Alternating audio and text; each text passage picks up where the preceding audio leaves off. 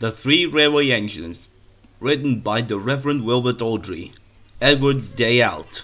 Once upon a time, there was a little engine called Edward. He lived in a shed with 5 other engines. They were all bigger than Edward and boasted about it. They said, "The driver won't choose you again. He wants big, strong engines like us." Edward hadn't been out for a long time and he began to feel sad. Just then, the driver and fireman came along to start work. The driver looked at Edward and said, "What's the matter? Are you feeling sad? Would you like to come out today? And Edward said, "Oh yes, please." So, the fireman lit the fire and made a nice lot of steam. Then, the driver pulled the lever and Edward puffed away.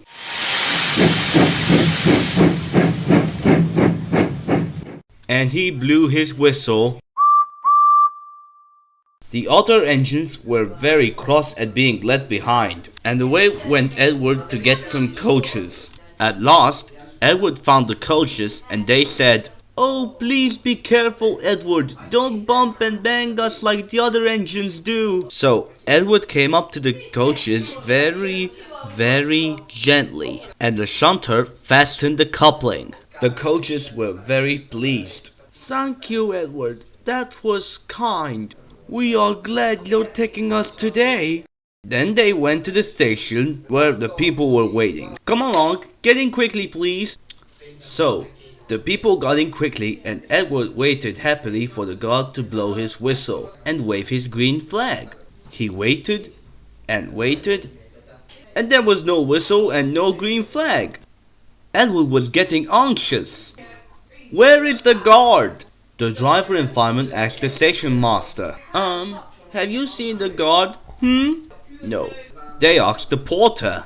Have you seen the guard? Yes. At last, Edward began to get cross. "Are we ever going to start?" Just then, a little boy shouted, "Here we come!" And there the guard was running down the hill with his flags in one hand and a sandwich in the other. He ran onto the platform, blew his whistle and jumped into his van. Edward puffed off. He did have a happy day. All the children ran to wave as he went past and he met old friends at all the stations. He worked so hard that the driver promised to take out again next day. And he told the other engines in the shed that night, "I'm going out again tomorrow. What do you think of that?